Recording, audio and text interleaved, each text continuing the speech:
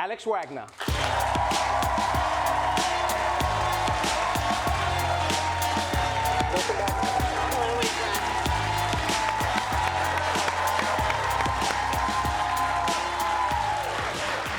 Welcome back to The Daily Show, Alex Wagner. Oh, it's a thrill and an honor, as always. It is an honor for me. This is your 6th time. You might hold the record. Congratulations. I feel very positive about that. I actually got you a monkeypox vaccine as a gift. I want my photo in the hallway. I'll keep saying it over and over again. And I will make sure that I have one of you. I see 2 Chainz, I see Oprah, I need to see Alex Wagner in the hallway. And then I can stop coming onto the show. I mean, you put me on the spot now, fine, because I do have the photo of us in my office. It's like a beautiful frame. That's picture. in the Tiffany frame. It's perfect, and no one walks past it, but it's fine. That's it's fine. That's for you and me, Trevor. This is a really exciting time for everybody because your show kicks off tomorrow. Yes. Right. I love your Instagram bio reads anchor at MSNBC plus person worried about the future. But don't you think that sounds a little melodramatic? What do you have to worry about the future? What like the droughts? Wrong? Or the climate Arctic change? ice caps melting faster than expected. President shuffling off classified nuclear secrets to Palm Beach Resort. What are you worried about? Republican election deniers being elected across the country. What are you worried about? What could go wrong? What are you worried? But you know, because you travel so much and because you've talked to so many people on the ground, I've always felt like I should listen to you when you're worried because you talk to like America. Yeah.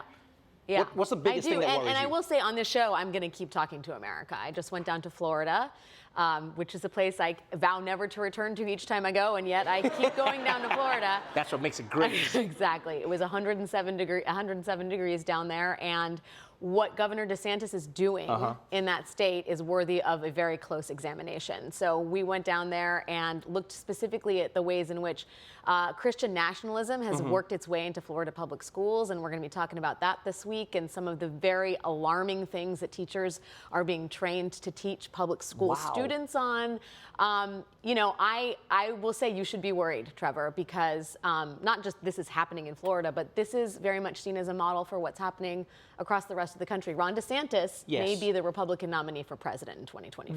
Which people think of as like a good thing because they go like, oh, he's calm, you know, he has a demeanor about him. Trump is crazy, but it seems like Trump's crazy was also the reason he couldn't get things done. Yes. Ron DeSantis, everyone says, is like, oh, he's got all his cards, he's ready to play them. And he has a network of conservative activists and donors and power players in his corner. I mean, this is the result. This is the harvest of multiple years of trying to figure out how to re-indoctrinate students into a certain line of conservative ideology. And DeSantis has made it happen, but he has a lot of people behind him. And there are other governors. Carrie Lake in Arizona is the Republican nominee in Arizona.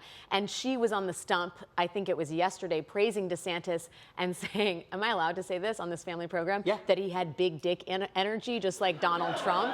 Like, not even kidding. She said, BDE, if you know, you know. Big DeSantis energy. But really saying that what we needed was more big dick energy, the kind that Ron DeSantis and Donald Trump have. So that's where we are as a country, Trevor, and I'm here to tell you I'm alarmed. You are going to be the person who is informing so many people about what's going on in the country. You know, as an anchor on a show like yours, you're in an interesting position because on the one hand, you want people to understand the state of the country. On the other hand, you don't want people to exist in a perpetual state of panic because then what happens is people start getting tired and they're like, I don't care anymore, nothing is actually happening. How do you find that balance? Well, I think, you know, I don't want to be Pollyanna-ish about things, right? When things are bad, I'm going to tell you they're bad. But I also think we haven't given up on democracy. And the reality is, if you don't like what Governor Ron DeSantis is doing, I mean, I spent 10 hours in a Brevard County School Board meeting. You can run for school board and stop some of this stuff from happening. You can participate in midterm elections. You can call your senators and congressmen. I mean, that stuff, as cliche as it sounds, as small ball as it sounds, it matters because the decision that the Brevard County School Board makes about whether or not kids can have book fairs again and read certain books and talk about being homosexual or transgender, that means something. And those decisions are discrete, but they are part of our larger system of governance. And I don't want people to ever lose the hope that the project of America is a fait accompli and it's a wrap, because it's not. I mean, and you can swing the pendulum back. I still believe that we generally take 2 steps forward and maybe 1 3/4 steps back. Oh, that's a lot of steps back. I mean, I hope. Look at you and me, Trevor. You know, I'm hosting the 9 p.m. hour of Yes. a very important cable network. You are the voice of a generation. Our stories are unlikely. We're two brown people that weren't ever supposed to be in these positions of power. And look at us, you know. That is true. And that's true. It's wonderful. But it's true.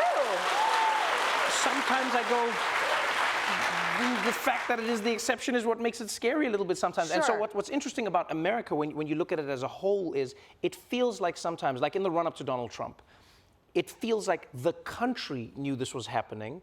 And then people on the coast were like, oh, that'll never happen. Trump could never have. It feels like there's a certain complacency now as people relax. You know, they want to watch Succession. Well, they want to read what's happening. I mean, I want to watch Succession, Yeah, no, but too. people enjoy themselves. But it seems like conservatives are being told constantly that they're under assault, that this is the end of the world. They need to run for school boards. And so they believe it and they do it. And so I'd love to know, as somebody who's going to be on MSNBC, you're in a position where you have part of your audience which is in a bubble. Many of us do, you know. How do you, or do you even think it's possible at this stage to just pop out of that bubble? Is there a way you can see as Alex Wagner, as the journalist who's gone around the country talking to Trump supporters and, you know, Biden supporters alike, do you think there's a way you can get through to people who maybe don't agree with you? I'm going to damn well try. I mean, you can't just say we're only going to talk to like liberals and this is for the Acela corridor. You know, like, I'm a journalist, and you are going to hear from some Republicans sometimes. Sometimes they may be critical of Donald Trump. Sometimes they may not be. But I think it is my job to show people what's happening in the world and not just what they want to see.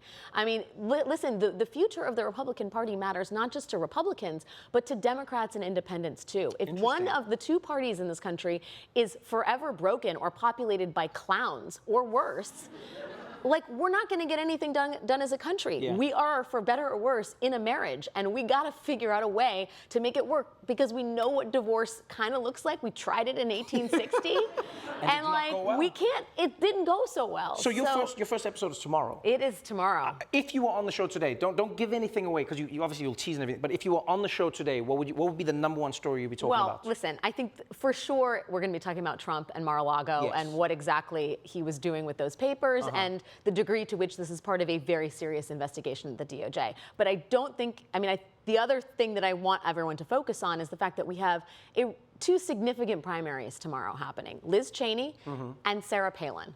And what we very well could see this week is the exit of Liz Cheney, probably the standard bearer for integrity inside the GOP, be escorted off the stage right, and for Sarah Palin, who in many ways is the proto-Trump, re-entering American politics as a Republican congresswoman from Alaska. And I think as we take stock of where the country is at, we need to take stock of where the Republican Party is at. And those two entrances, and that entrance and exit, tell us a lot about where we're headed in the GOP. And I think it's deeply problematic, and I think it warrants further investigation and analysis. This is why you're the best person to host the show, because you know a lot, you travel a lot, you meet the people, and I hang out with you. You don't get overwhelmed. No, you don't get, thanks for that, I'll take it, but no, you don't get overwhelmed. Really, one thing I've always admired about you is the fact that you don't get overwhelmed by the deluge of information that's coming at you. Rather, you find a way to process all of it in one of the most fantastic ways that I've ever seen. Congratulations on the show. Thank you, Mike. Thank you for joining me again.